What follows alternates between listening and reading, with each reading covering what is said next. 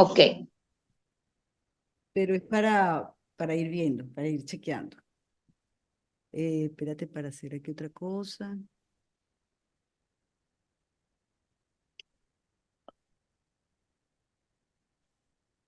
Bueno, yo estoy lista, Irene.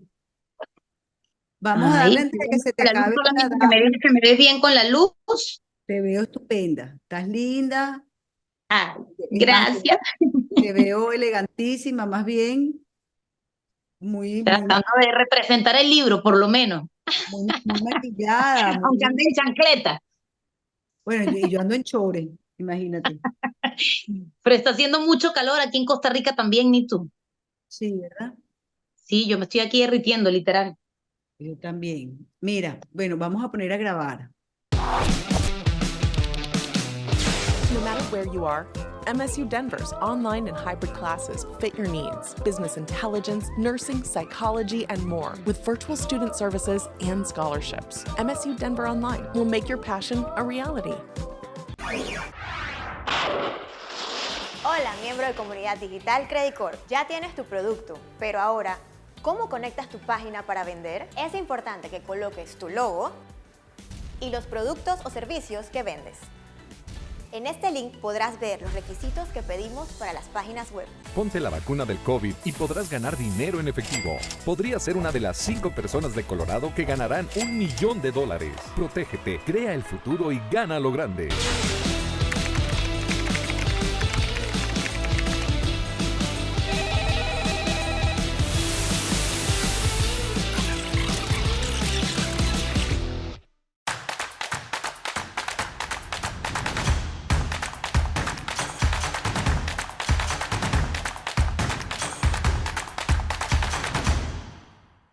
¿Qué tal, amigos? Bienvenidos, como todos los días, a su plataforma, el canal de Nitu Pérez Osuna.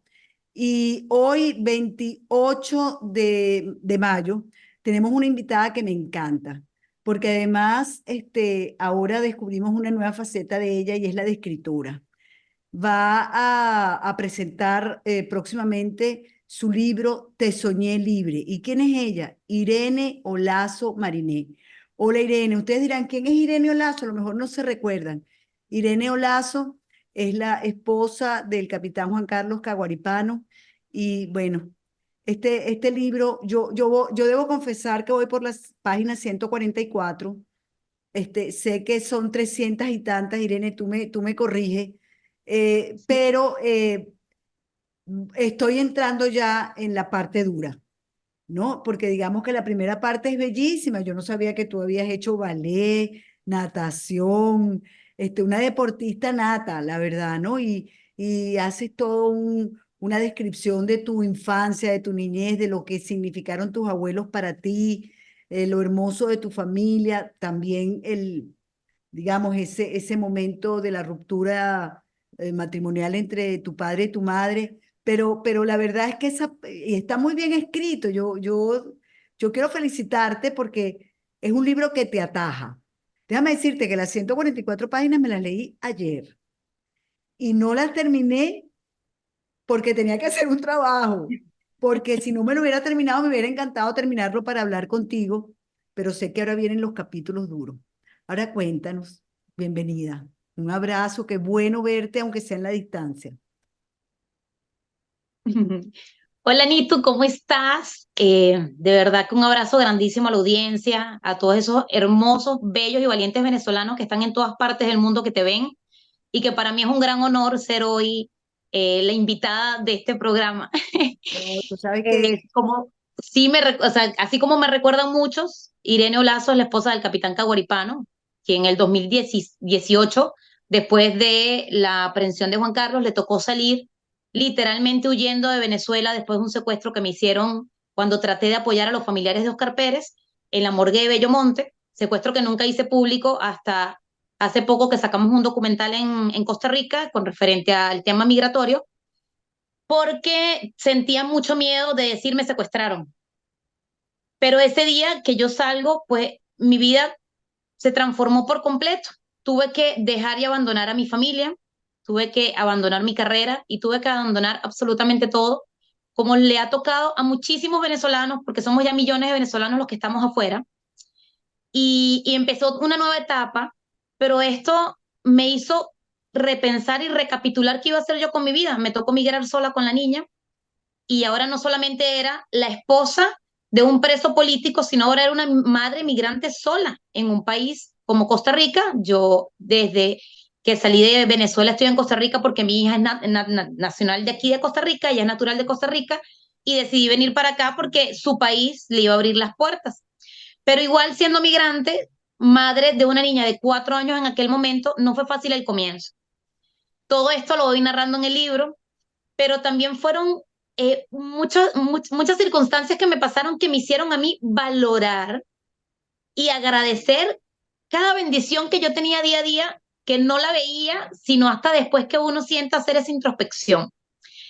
Yo hace aproximadamente unos 3 4 años comencé a escribir para La Patilla algunos artículos en donde sentía que era mi forma de drenar todo lo que llevaba. Yo no sabía que escribir era tan terapéutico y tan curativo. Ahora admiro no solamente a los escritores, sino también a cada periodista que puede drenar todo lo que siente, rabia, ira, felicidad, y todo lo puede plasmar en un libro. Descubrí que escribir los artículos era muy terapéutico y me encantó. Pero aún así, cada vez que a un costarricense uno le comentaba mi situación, ellos se quedan sorprendidos porque aquí en Costa Rica no tienen ni siquiera esa capacidad de pensar todo el mal que se vive en Venezuela y lo que es vivir en un socialismo así. Entonces, cada vez que yo contaba, me decía mucha gente, escribe un libro. Y yo, no, yo no soy escritora, yo no sé escribir un libro. Y en diciembre del año pasado, Nito a mí se me metió entre ceja y ceja y yo dije, voy a escribir. Pero claro, voy a escribir cómo. Y empecé.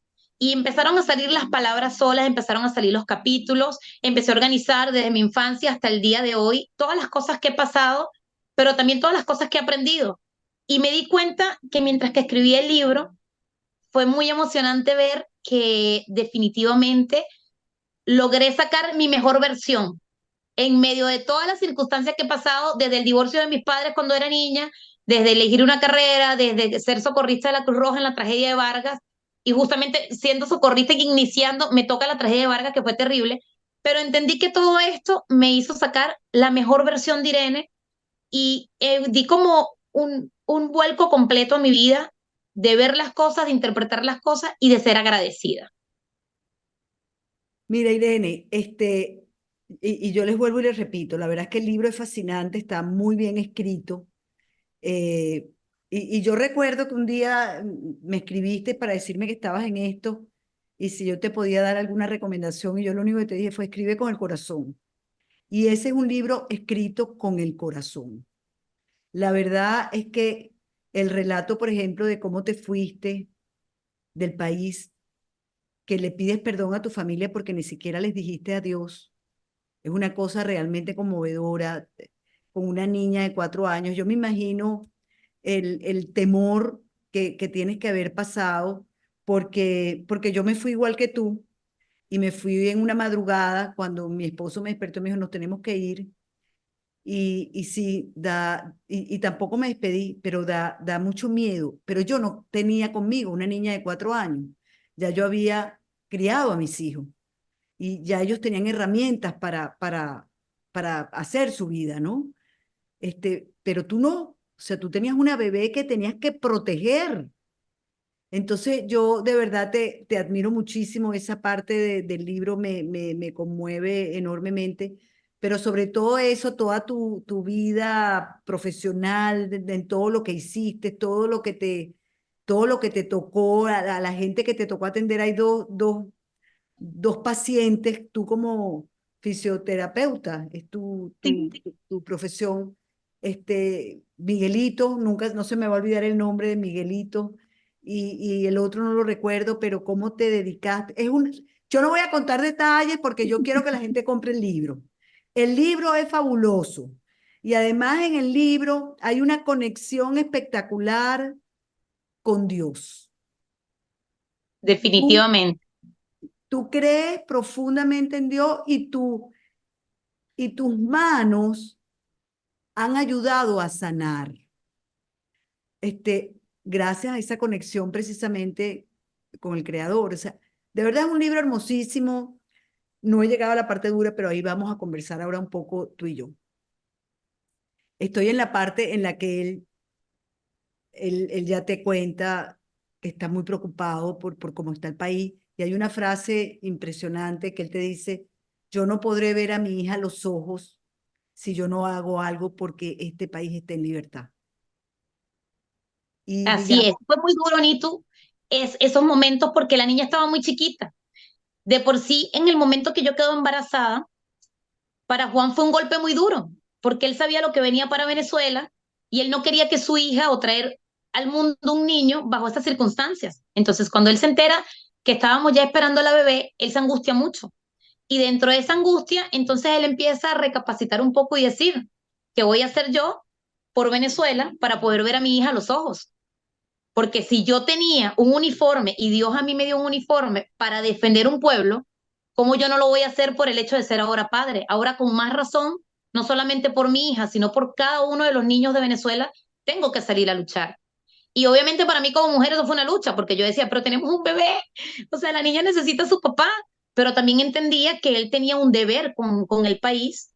Y fueron momentos difíciles. Yo trato de narrar en el libro obviamente lo valiente que siempre ha sido Juan Carlos, pero también esa parte de esposa, esa parte de madre, que la gente a veces no ve, no solamente en Juan Carlos, en cada uno de los presos políticos que sean militares, o en cada uno de los perseguidos políticos, o en cada uno de los que han sido mártires en medio de toda esta circunstancia.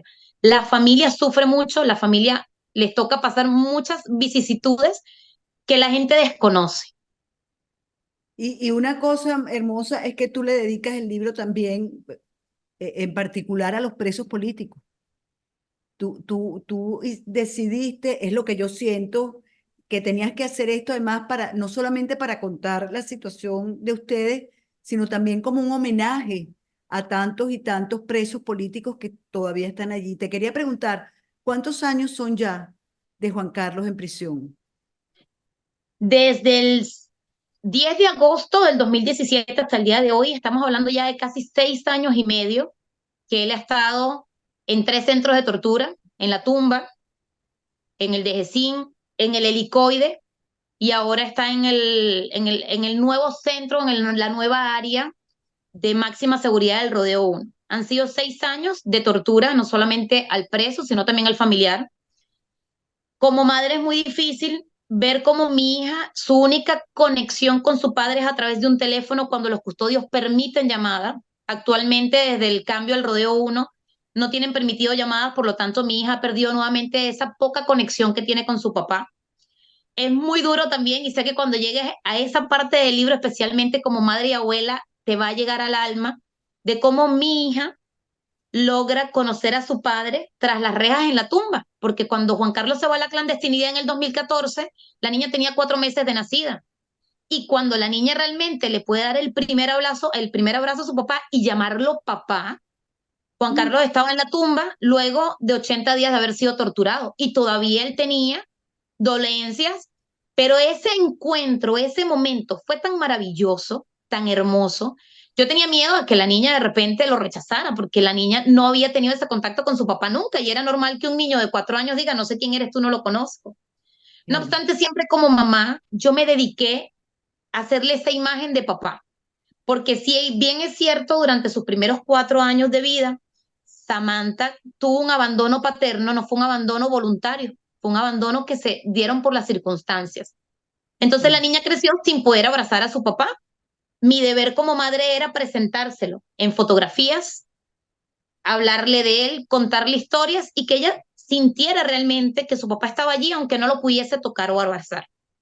Ese día que nos permiten la visita y permiten que la niña vaya, mis suegros y yo teníamos mucho miedo de ese rechazo, no solamente por la niña, sino que Juan Carlos había sido torturado. Juan Carlos estuvo al filo de la muerte después de esas torturas. Y uno internamente sentía como que si además siente el rechazo de su hija, va a ser Mm. una espada, un golpe demasiado duro para él. Claro. Ahora bien, ese encuentro fue tan hermoso que no le voy a quitar ni a Nitu ni a ninguno de los lectores el momento de poder leerlo y poder emocionarse conmigo porque fue algo maravilloso y fabuloso. Qué bello. Entonces, Para Ahora, Sammy es difícil también porque como mamá a mí me toca irle construyendo un padre que es un héroe, que ha sido un valiente, que ha sido un hombre de demasiados valores y convicción, pero aún así para ella ha sido un padre ausente. Pero es tan maravilloso, Nitu, la conexión que ellos tienen en esos pocos momentos que los custodios le han permitido, que a veces mi hija me dice, mamá, le deberías decir a mi papá que te enseñe a educar un hijo, porque ella siente más conexión, la forma a lo mejor de cómo el papá la regaña o le llama la atención, que incluso conmigo. Entonces la conexión de ellos es tan maravillosa que yo siento también que todo esto ha sido obra de Dios, ha sido un trabajo arduo porque definitivamente como madre no es fácil verse en una situación de estar sola con la niña, de tener muchísimas y pasar muchísimas necesidades, porque yo me vine sin nada. Yo no conté con apoyo en Costa Rica, sino de algunos venezolanos que fueron surgiendo, pero yo no tuve apoyo familiar, yo no tuve apoyo de ninguna institución, yo no tuve apoyo de nada. Y literalmente como lo expongo en el libro y no me avergüenzo, hubo semanas que yo tuve que hurgar en la basura a ver qué le llevaba yo a mi hija de comer. Y todavía yo escucho a familiares de presos políticos que hacen comentarios como que Irene se fue de Venezuela con una paca de billete en el bolsillo. Yo decía, ojalá, porque mi hija no hubiese tenido que pasar las necesidades que pasó. En el claro, primer apartamento donde nosotros llegamos y vivimos, tenía una invasión de pulgas que yo lloraba viendo cómo las pulgas le caminaban a mi hija por la cara, pero era lo que yo podía pagar en ese momento. Entonces, claro. cuando uno escucha todo ese tipo de comentarios, uno dice, no, perdónalos, porque realmente no saben lo que dicen, no saben lo que uno ha tenido que pasar. Y nunca olvido, Nito, al papá de Leomar Lander, que don Leomar siempre, siempre, cada vez que conversamos, me dice, yo me maravillo de ver cómo para Samantha tú le hiciste el guión de la película La vida es bella. Porque cada vez que yo veo a Samantha en una foto o en un video, esa niña es feliz. Y yo siento que tú nunca le mentiste ante la situación, pero la niña, a pesar de todo, ha sido una niña feliz.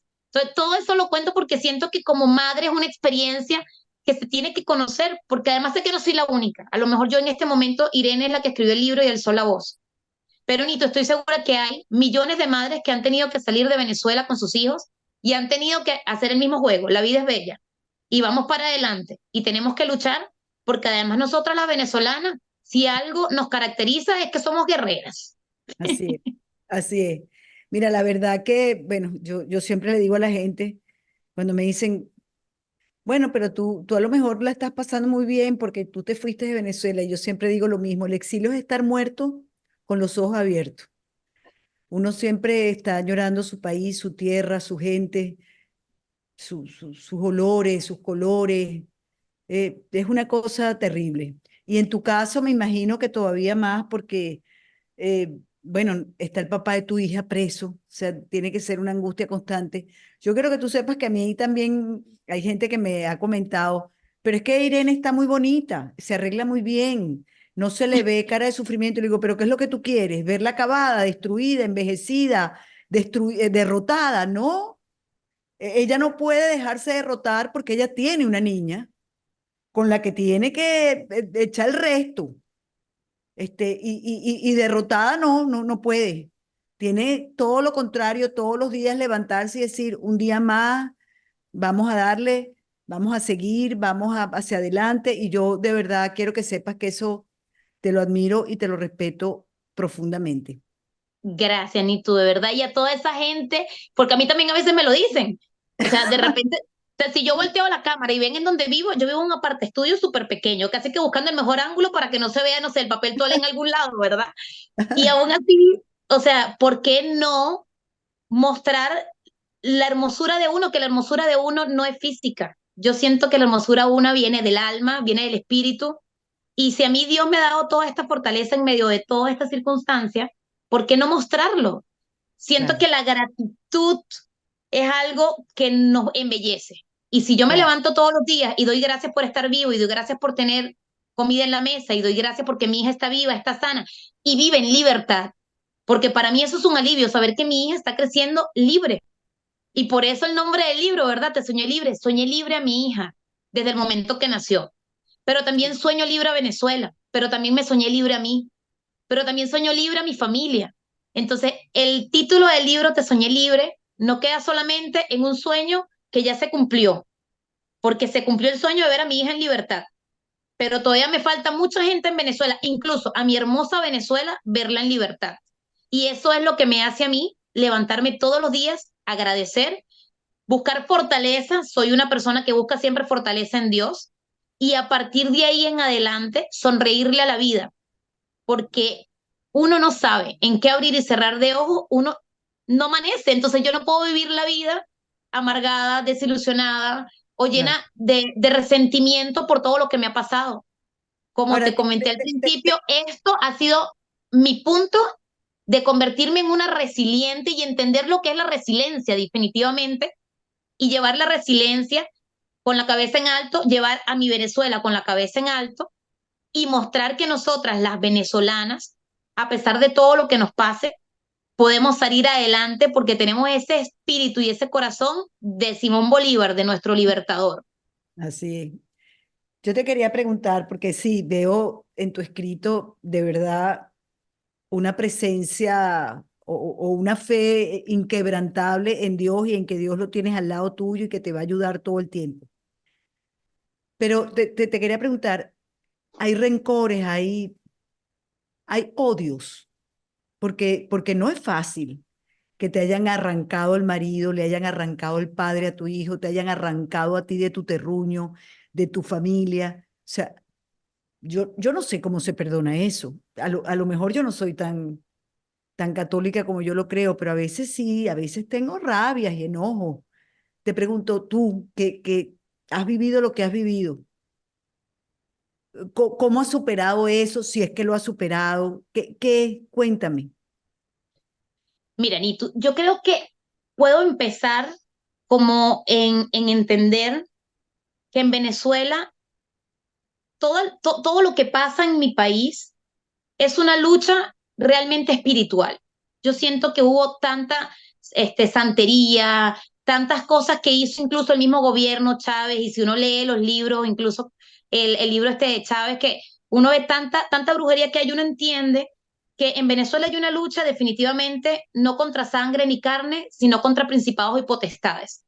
En estos días un familiar de un preso político decía, es que yo los odio, ¿cómo puede ser un ser humano tan malo capaz de crear una tortura y un dolor tan grande en mi hijo, en mi esposo o en el preso que esté allí? Y yo ahí es donde digo, no, es que el ser humano de naturaleza no es malo, el ser humano de naturaleza más bien puede ser débil y se deja influenciar por todos estos entes espirituales que definitivamente los manipulan. Que hay rabia, sí, claro. Cada vez que yo veo alguna injusticia, a mí me da mucha rabia. Y yo desde pequeña he sido una niña que yo me peleaba en la escuela cuando yo veía una injusticia y se me tenía que ir a los puños con mis compañeros porque estaban haciéndole bullying a otro. Yo era la primera que estaba ahí, la primera que iba para dirección y me expulsaba por andar de camorrera, de guarimbera dirían por ahí. Pero entendí que esa rabia la tengo que sentir porque es un proceso psicológico, pero así como la siento, tengo que desecharla, porque si no la descarto, esa rabia en mí se convierte en resentimiento y el resentimiento termina siendo algo que me amarga la vida, que me arranca la felicidad, pero que además me enferma.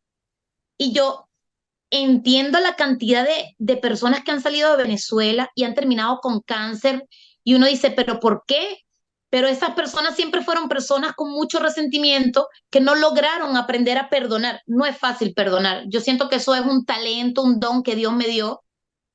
Y no es que el hecho de perdonar significa que te vayas a escabullir de lo que mereces, ¿verdad? A nivel judicial o legal. Todo aquel que causó daño, todo aquel tiene que pagar la pena que le corresponda. Pero yo, Irene, no puede en su corazón albergar rabia, resentimiento, ira, porque además soy la única que está con mi hija. Y si yo albergo todo eso en mi corazón, ¿qué le voy a transmitir yo a mi hija día a día? Amargura. Ella merece eso después de todo lo que ha pasado. A mi hija le arrancaron su familia, le arrancaron su papá, le arrancaron sus juguetes, le arrancaron todo.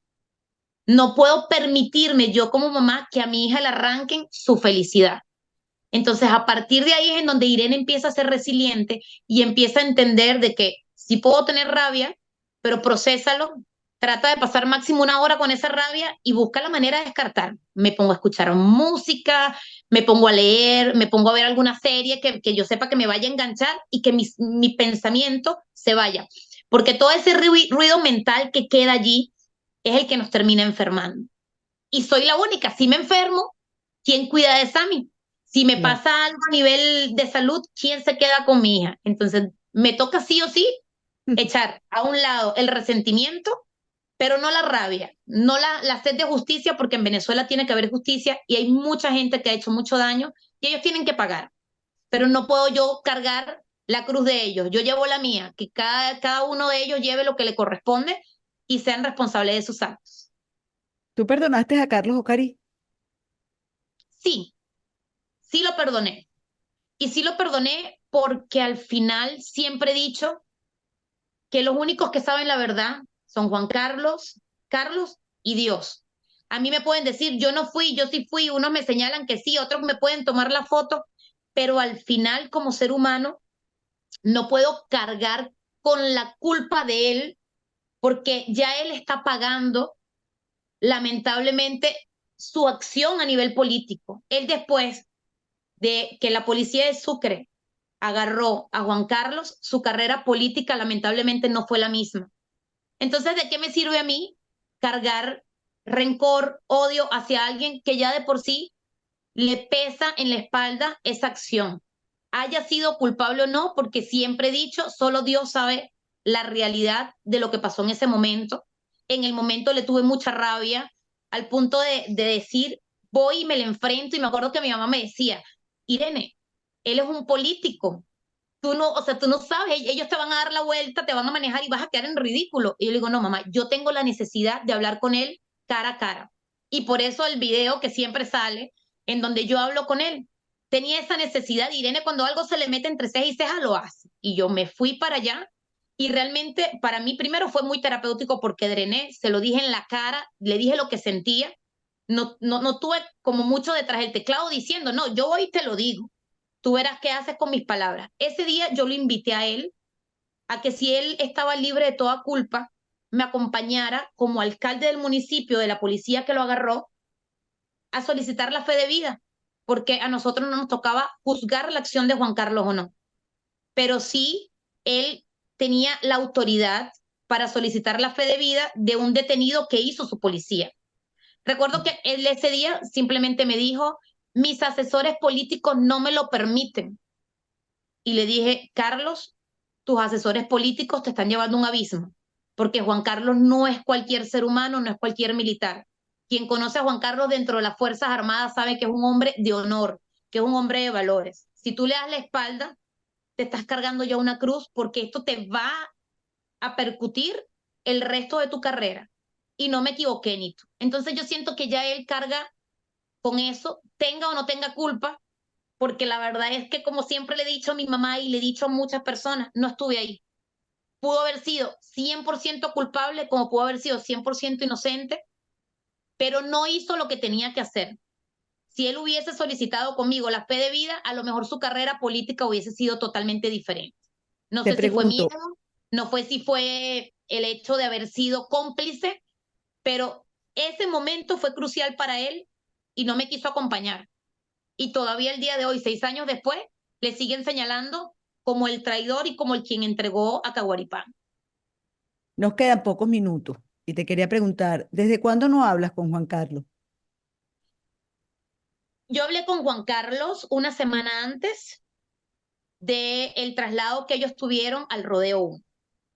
De Desde que eso, hubo el traslado al Rodeo 1, le cortaron todo tipo de comunicación, a pesar de que se ha solicitado que permitan llamadas, porque los niños no tienen la culpa, no les cuesta nada hacer llamadas. Ellos lo que dicen en el Rodeo 1 es que no tienen eh, como todos los aparatos y la tecnología para hacer la cinemática, cosa que es totalmente falsa, porque Juan Carlos se presenta en las audiencias del juicio de forma cinemática porque a él no lo trasladan nunca a juicio. Entonces simplemente es una forma de seguir dañando a la familia, de seguir coaccionando y es una forma de seguir torturando no solamente al preso, sino también a la familia. Estos las días para ve- mí han sido muy duros porque ella estaba acostumbrada a que una vez por semana los custodios permitían llamadas, pero ahora que ha pasado todo esto lapso, a mí me tocó la semana pasada que mi hija saliera de una clase de música y me dice, mamá, siento algo en el corazón, ¿está bien mi papá? O sea, ya ahora todo lo que ella puede pensar es que su papá no está bien porque ella sabe que lo trasladaron. Yo a mi hija nunca le he dicho mentiras, siempre le adapté la realidad a su edad, pero ya tiene 10 años y ella está a veces hasta más clara que yo con la realidad de Venezuela, al punto de que a mí me ha tocado encontrarle a ella papelitos, Nito, en donde ella me dice a mí, o sea, ella escribe, también futura escritora, ella escribe cosas como, cuando yo sea grande, quiero ser médico, quiero hacer esto, pero habrá un momento en mi vida en donde yo voy a luchar por Venezuela, voy a sacar a Maduro y voy a liberar a mi papá y a todos los presos políticos, viva o muera en el intento. Dios mío. Imagínate, Nito, que uno como mamá lea eso, que uno diga, o sea, mi hija obviamente lleva la sangre de Caguaripano y o sea, no se la puedo sacar del ADN, ¿verdad? Pero es que Ese además tú tienes, espíritu de ah, lucha que ella tiene es impresionante. pero es que además yo me imagino, Irene, que ella ve que sus amiguitas tienen su papá, que van al colegio, que lo tienen, y ella no, y sabe que está vivo, y además sabe que está injustamente preso. Entonces, claro que tiene que tener esa rabia por dentro, y además ese deseo de liberar no solamente a su papá, sino a todos los que están con su papá, que están sufriendo lo mismo. O sea, uno dice, sí, está chiquita, sí, es verdad, tiene 10 años. Oye, pero le robaste 10 años de su papá. Y no Eso, solo de su papá, de su familia completa, de su familia claro, materna, de y su de su, familia paterna. Ella claro, tuvo que literalmente dejar todo. Yo a ella la monté engañada en un taxi y le dije, vámonos de vacaciones, y más nunca volvió, más nunca pudo abrazar a sus familiares, a sus tías. Ella es la nieta única, sobrina única, después de varias pérdidas que tuvo mi hermana y fue muy duro para la familia, por fin tener a la bebé en casa, por fin poderla abrazar y de repente, mamá ya vengo, y el mamá ya vengo fue que sigo todavía 6 años sin poder pisar otra vez mi casa. claro. Irene, antes de terminar, ¿qué quieres tú con este libro? ¿Qué pretendes tú que la gente recoja en su espíritu? O sea, si hay un mensaje en el libro que tú quieres transmitir, cada quien lo interpreta como quiere, pero si hay algo que tú de verdad quieres que la gente entienda, ¿cuál es ese mensaje? Sí, mi primer objetivo con el libro, y por eso aquí lo tengo, y en la ¡Ay, portada qué o en chévere! la contraportada no aparece una bandera de Venezuela, no menciona Venezuela, es por un motivo estratégico, porque yo quiero que este libro no solamente lo lean venezolanos, yo quiero que este libro en Costa Rica pueda ser leído, en Panamá pueda ser leído, que cualquier persona pueda leer este libro leyendo la biografía de la autora, pero aún así puedan sumergirse en la realidad de un país que fue rico, que fue bello, que fue hermoso y que lo han llevado a una pobreza extrema y a un sufrimiento al punto de tener presos políticos en donde son torturados. Entonces, mi idea principal con el libro es llegarle no solamente a los venezolanos, tratar de llegarle también a todo aquel extranjero que le guste la lectura, que comience a leerlo. Por eso empiezo con esas historias fabulosas de mis abuelos en la finca. Bella la historia y además Y esa, después de eso, empiezo a sumergirme en esa parte oscura, ¿verdad? Que me tocó vivir y qué más. Pero después también el libro finalizarlo con esos capítulos de que sigo proyectándome a futuro, de que hay esperanza y de que uno puede convertirse en un ser resiliente en medio de todo. Lo fabuloso del libro, Nito, y eso quiero que lo sepan todos, es que lo convertí en un libro inteligente. Y al convertirlo en un libro inteligente es que si uno abre el libro, vas a conseguir en muchas páginas códigos QR. ujú, Por ejemplo, así. Entonces, uno viene con el teléfono, escanea el código QR y te va a llevar a alguna situación, algún reportaje o alguna realidad.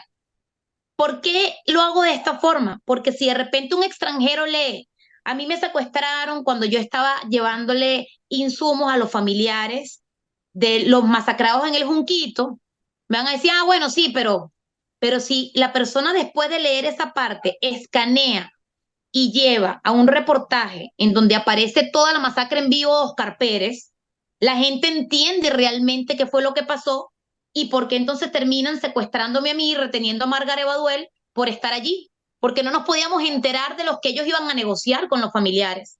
Claro. Entonces, la idea del libro es que a través de los códigos QR puedan llegar a reportajes. Cuando hablamos de la tumba, llevo el cortometraje que hizo Franklin Virgo en algún momento, que habla de la tumba, para que sea bien recreativo, bien interactivo, que la gente no se canse de ver letras. Yo soy una de las No, que no, no, cuando leo, mira, de repente me aburro. el libro es fabuloso y yo vi lo de los QR y eso que tú me lo mandaste, pero por supuesto que yo lo quiero comprar, porque se tiene una cosa yo, por ejemplo, cuando escribí Maduro es colombiano, no lo hice en físico, sino digital, precisamente para que la gente pudiera ver reportajes, videos, etcétera. Hoy en día existe esta maravilla del QR y por cierto estoy pensando ahora sin editar el libro, pero que eso me parece estupendo porque la gente va y ve, puede verlo, eso es maravilloso.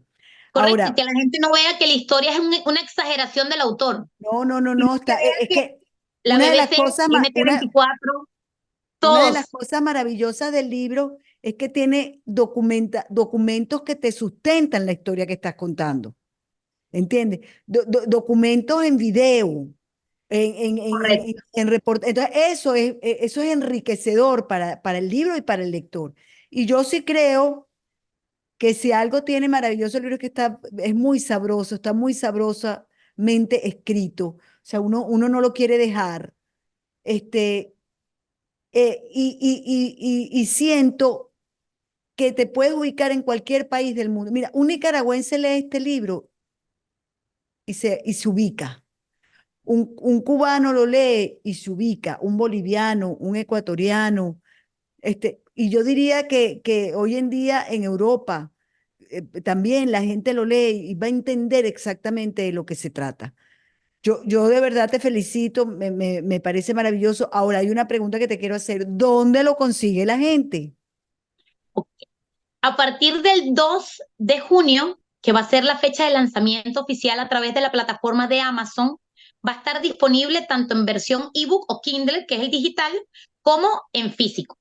Las personas que están en España lo pueden conseguir con el Amazon de España, los que están en Centroamérica con el Amazon de México y los que están en el resto del mundo con el Amazon.com normal que todos conocemos. Y como en Mm, Venezuela no llega, yo En sí le Venezuela no recom- llega, yo le pero recom- ve lo que hice, Nitu, porque yo Ajá, no cuéntame. quiero ser una escritora, o sea, como mi intención del libro no es beneficiarme económicamente de esto, sino que la historia de los venezolanos se rieguen por el mundo. Es que los primeros días del lanzamiento, posiblemente las primeras 48, 72 horas, dependiendo cómo esté el movimiento del libro, quiero regalarlo prácticamente a lo mínimo que me deja Amazon, que es $0.99, porque sé que a menos de $1 todos van a poder tener acceso al libro, así sea en versión digital. Ya en versión físico, sí, Amazon le pone un precio también. Yo trato de ponerle incluso el mínimo, porque la idea es que el libro se venda. La idea no es Es que que yo tenga un bueno, beneficio económico, ¿verdad? Sino que el libro pueda llegar incluso a aquella persona que no tiene un poder adquisitivo alto, pero que $1 lo va a poder lograr y lo va a poder comprar. Y si lo compra en versión Kindle, lo puede leer desde el teléfono, desde la tablet, desde la computadora, y ya en físico, a mí me encanta el físico y agarrar el libro y a mí olerle las también, páginas y rayarlo. Yo soy así, a mí me encanta un libro a mí físico, también. también lo pueden leer. Lo van Yo, a yo me poder lo estoy adquirir leyendo en porque tú me lo físico o en mandaste, línea. yo me lo estoy leyendo porque tú me lo mandaste y te lo agradezco enormemente, pero te lo voy a comprar porque a mí me encanta el físico. De verdad, a mí no hay una cosa que me guste más que hojear un libro.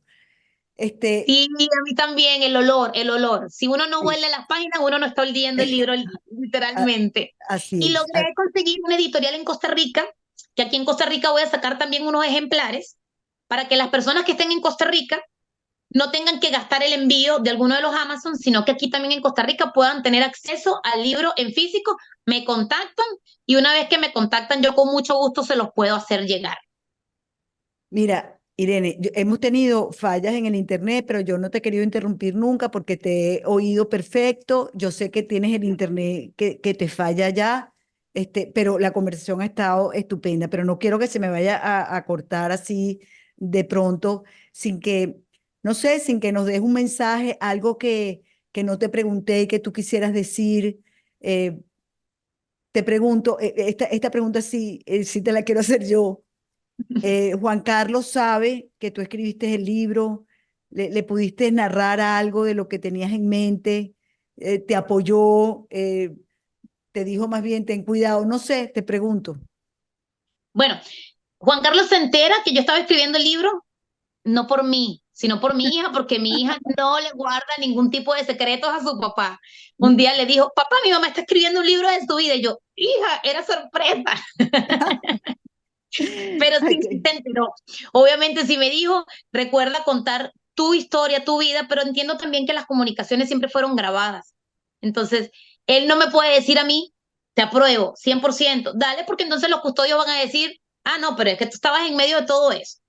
Mi Claro, idea del libro es no hablar prácticamente, mencionar, son pocos los nombres que menciono a nivel de esta estructura de narcotiranía que hay, porque mi idea no soy yo el dedo acusador. El dedo acusador va a ser la Corte Penal Internacional, va a ser la Comisión Interamericana de Derechos Humanos y serán todas aquellas instituciones legales que le correspondan. Entonces, por eso trato que el libro, a pesar de que habla de cosas muy fuertes, sea agradable a la lectura, porque no todos tienen el estómago para leer las torturas.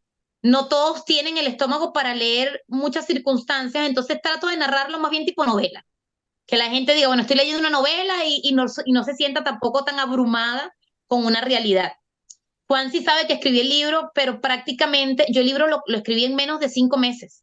O sea, para mí esto fue también una cosa de Dios. Yo escribí el libro, ya lo tengo listo, ya lo voy a publicar, lo voy a lanzar y digo, ¿en qué momento? Si en diciembre yo estaba pensando en que a lo mejor escribí un libro. Pero cuando Dios abre puertas, porque es el momento de hacerlo, las cosas se dan de una forma impresionante. así Entonces, es. él sabe que el libro existe, no sabe más o menos qué es mi vida, no sabe exactamente qué va. Me imagino que los custodios, ahí en donde están, se ocuparán de leer mi libro, que eso es lo mejor de todo, porque como ellos van a querer saber qué digo yo de ellos ahí, entonces el SEBIN y el DGCIN posiblemente sean los primeros lectores de mi libro, y me imagino que ellos le comentarán a Juan Carlos de qué es el libro, de qué trata, ¿verdad? Y le dirán lo que ellos quieran. Lo importante es que cuando él salga de ahí, porque yo nunca pierdo la fe ni la esperanza y siento que cada vez estamos más cerca de conseguir esa libertad tan anhelada para Venezuela, cuando él salga de ahí, sé que él va a poder agarrar, leerlo y entender de que simplemente necesitaba contar mi historia, necesitaba drenar, mi historia no acaba con el libro. Tengo apenas 42 años, así que me quedan por lo menos 42 años más de vida en donde tendré mucha historia más que contar. Amén, amén. La última pregunta.